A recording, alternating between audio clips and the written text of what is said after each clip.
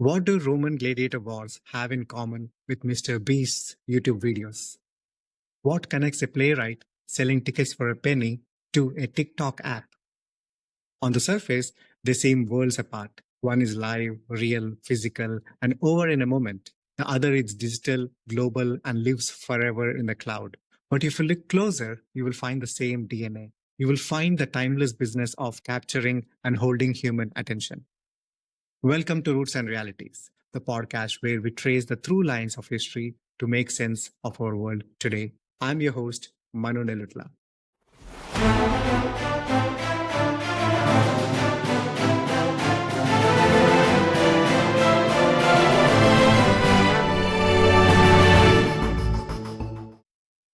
Today, we are diving deep into the world we all live in, the world of entertainment. As you speak, it's an industry that feels like it's in a state of permanent revolution. Streaming wars, the creator economy, and the looming presence of artificial intelligence are rewriting the rules daily.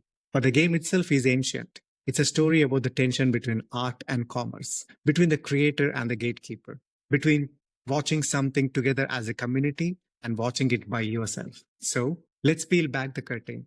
We are going to follow the money and power from the patrons of the past to the platforms of the present to understand how we got here and where this dizzying show might be going next. For most of human history, entertainment had one non negotiable feature: you had to be there. It was live, local, and it was over the moment it ended. A play, a song, a gladiator match, they existed only in the moment for their performance. The simple fact shaped the entire business around it, all across the globe. Let's begin in ancient Rome. When a Roman citizen went to the Colosseum for a day of gladiator games or to the Circus Maximus for the chariot races, they didn't buy a ticket. The show was free. So, what was the business model? Well, it was politics. These massive spectacles were funded by the emperor or by the wealthy politicians seeking public favor. The product wasn't the game itself, the product was the public's love and keeping society peaceful.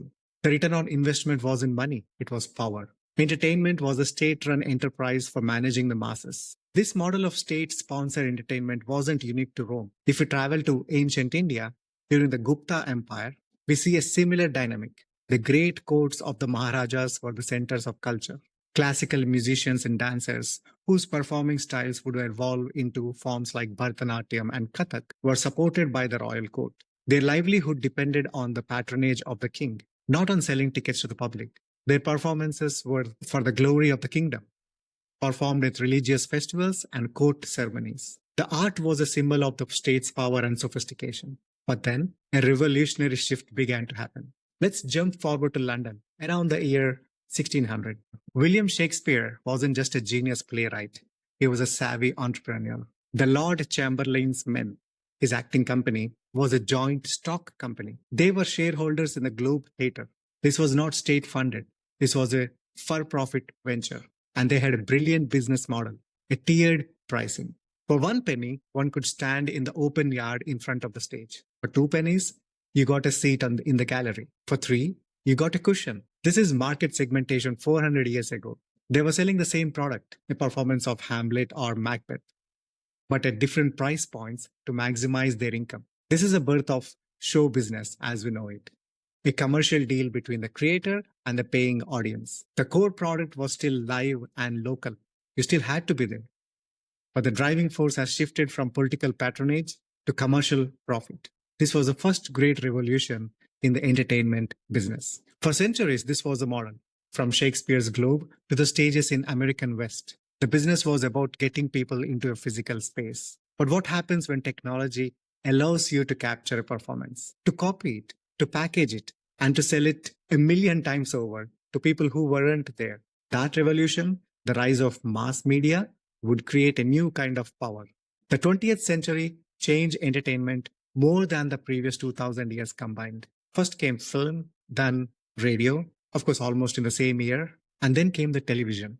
For the first time, a single performance could be experienced by millions. This created an economy of scale and with it, immense power. This was the age of the gatekeepers. Let's look at the Hollywood studio system, where studios like Universal, Paramount, and Warner Brothers didn't just make movies. They owned the entire supply chain. This is called vertical integration.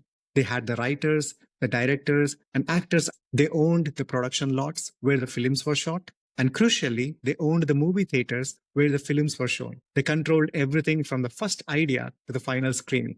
The star system was their invention, manufacturing personalities who could guarantee an audience for any movie they were in. Then came television, and the gatekeepers became even more concentrated. This consortium had a stranglehold on the audience's attention, and their business model was the one perfected by radio.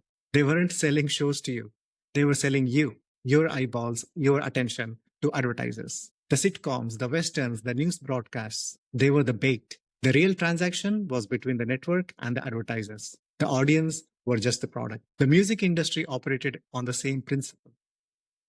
A handful of major record labels decided who got a record deal, who received radio play, and whose albums appeared in stores. They owned the means of production, like the recording studios, and also the means of distribution with radio and retail. The artist, in many cases, was the last to get paid, often signing away the rights to their own master recordings. So, what was a common thread in the so called gatekeepers era?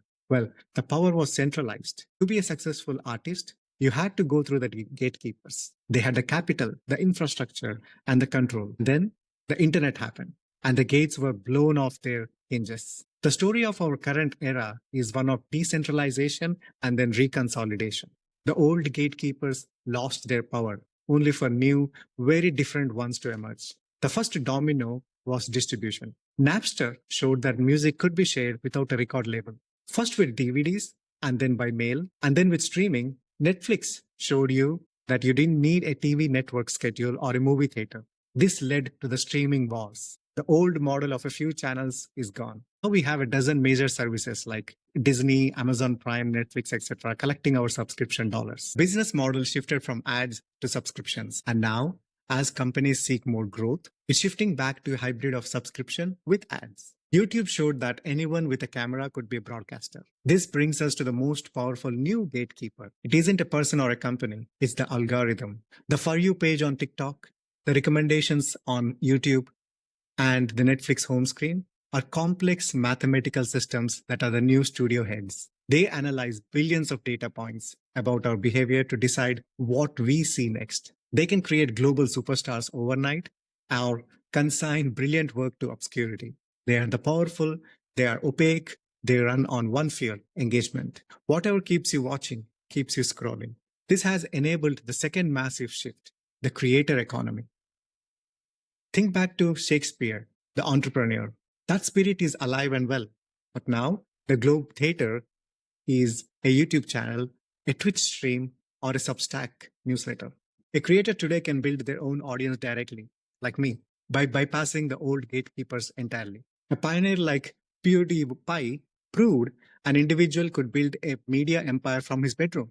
Today, a creator like mrbeast runs a multifaceted business. His model is a mosaic, a cut of ad revenue from YouTube, major brand deals, merchandise sales, and direct patronage from fans through services like Patreon, which is, in a way, a digital version of the wealthy patrons who funded artists for centuries. And that brings us to the most urgent and disruptive force of all, artificial intelligence. The writers and actors strikes of 2023 were a historical flashpoint. They weren't just about pay. They were about the existential threat of AI. Can an AI write a script? Can a studio scan an actor's face and use their digital likeness forever without compensation? These questions are no longer hypothetical. AI is already being used as a tool for de-aging actors, for generating background scores, and for cleaning up dialogue. The debate rages on. Is AI a new, powerful paintbrush for artists, or is it a machine designed to cut cost by replacing human creativity? It forces us to ask a fundamental question. What part of entertainment is a mechanical process, and what part requires an irreplaceable human soul? We have journeyed from the Roman Colosseum, where entertainment was a tool of state, to Shakespeare's Globe Theatre, where it became a commercial venture. We saw the rise of the 20th century media giants, the gatekeepers, who turned our attention into a commodity. And we have arrived in our present, a chaotic, exciting landscape of algorithms, creators, and artificial intelligence. The technology has transformed, but the core tensions persist. It's still a battle between art and commerce. It's still about who controls distribution. And the relationship between the creator and the audience is more direct and interactive than ever before. Circling back in some ways to that live communal experience of the ancient world, the Roman emperors used spectacle to manage the population. The TV networks used sitcoms to sell soap. Today, platforms use algorithms to monopolize our attention. The business of entertainment has always been the business of us. So the next time you scroll through your feed or binge a new series, think about that lineage. Think about the invisible systems shaping what you see. In an age of artificially generated content, what becomes truly valuable? Perhaps it's the very thing that made a Greek tragedy or a Shakespearean play resonate through the ages. An authentic, surprising, and deeply human story. What do you think is the future of entertainment? Do comment your thoughts on this video. If you enjoyed our journey today, please subscribe. It's the best way to help others find the show. These episodes are available both on YouTube and Spotify. You can also follow us on Instagram for the latest updates on new episodes. Thanks for tuning in. I'm Manu Nellutla, and this has been Roots and Realities.